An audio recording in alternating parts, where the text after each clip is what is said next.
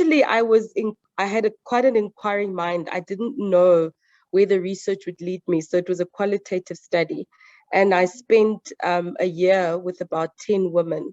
And I offered them free coaching services as part of my master's program. And it meant in some women, I needed 3 sessions, some it was 6 sessions, some was 9, and some today, they're still connecting with me. What I found was that there were women were buying the narratives, if I can put it that way. There's this analogy that a relative of mine shared. He said, we seem to put a spark on the stones that get thrown on us. As we get stoned, you kind of, shine every stone. And what that means is that a lot of these women were negatively reinforcing themselves in a way. And the system just doesn't allow women to flourish. And through the coaching, in fact, all of the women after the coaching, some got promoted, some were able to navigate their careers. One even started a YouTube channel, which is very successful today. So what the coaching did, it ignited the her in the women, and they actually found that there was nothing wrong with them. They had bought the narrative that they're too aggressive, or no, that opportunity, you've got to work extra hard. So a lot of them felt, I've got to work longer hours, I've got to put in more effort. There's no way I can apply for that role. I can't put my hand up for that job.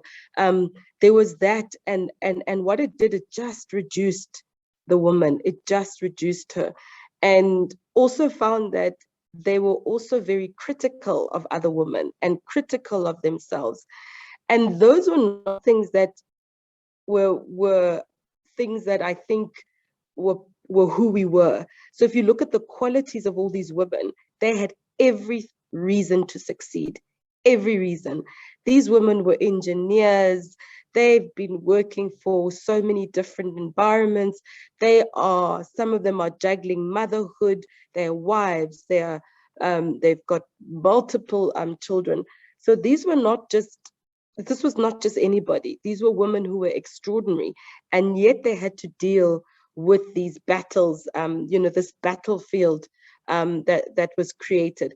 And then there's the system. So the system, unfortunately, is male dominated. So my study was with women who were in male dominated environments, because those were the most difficult environments, because they reinforce stereotypes about women. Often when women are in those senior positions, it's the lone voice, so they're the only ones. So I had to do it in that context and understand, what is that system breeding? It certainly did breed for these women reinforcements of, you're just a female, you go and look after the children, and exclusion, microaggressions. So unfortunately, if you ever had to intervene on issues around gender diversity, you are going to have to intervene with the system. You can't ignore it. You can't brush it over. And unfortunately, that's what we do. So you're going to have to to programs that are looking at diversity and inclusion. You're going to have to invite men to be part of the conversation. You're going to have to ask them to be the face of the solution. They're going to have to adopt. They are going to have to be mentors as well, not only sponsors. They already are sponsors by default because of the seats they occupy. But we want them to be active sponsors. We want them to be mentors, and also, as I said, be the brand of the changes that you want to see. So those were the multiple kind of angles one had to look at. And then back to the point about, let's stop fixing women. There's nothing to fix. So I always say to women, who hasn't been on those leadership programs? And we were all giggling because we were all putting our hands up. We were all taken to these women programs, and we're like, okay, why am I here? I'm sure I can do my job, So those leadership programs, unfortunately, historically were designed without thought about the context that Barbara put so well. So if you are going to design programs for women, and that's my research spoke about that as well, is that you're going to have to pay attention with the reality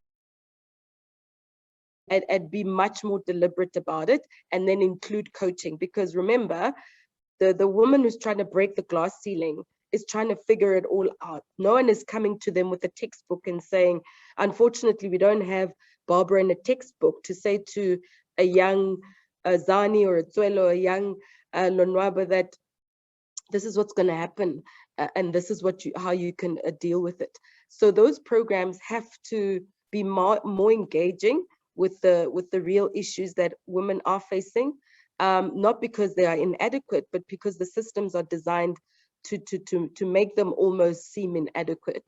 And so coaching can help them bring it all together. So the programs that I analyzed were starting to do that, but they didn't include the coaching part, which then helped make sense for the individual woman. Because remember, Barbara may have kids, or may not be married. I may be married with kids. My dynamics are different. You know, I may be in an abusive relationship as a woman. So the coaching then helps to make all of it come together, make sense for the one individual, for Zani, for Barbara, for Tembela. So you can't be generic for the entire solution.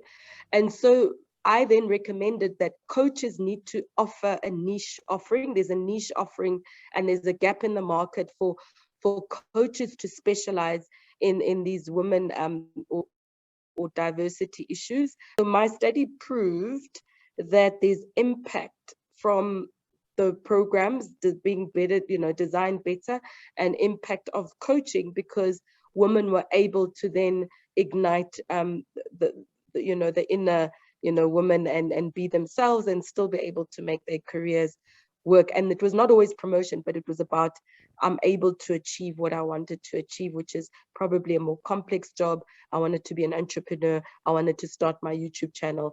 And that's what I found with the group that I worked with over a year. From an executive coaching perspective, I was trying to identify a gap for coaching. And it came with the view is, let me hear women who want to break the glass ceiling. What are the barriers? You've got to learn to build yourself in a system that's already set up to not advance you. And how do you work with women in that context?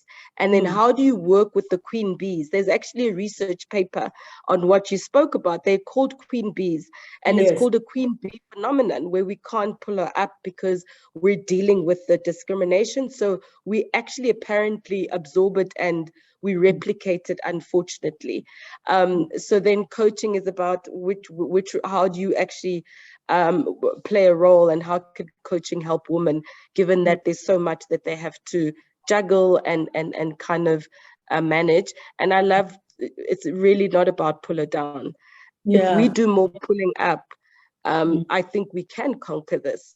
It's just unfortunate. Unfortunately, women aren't doing it. And if they're doing it, it's not enough. We've got to do it like we've got to do it on steroids, It's got to be almost to redundancy. That's how much we have to do it.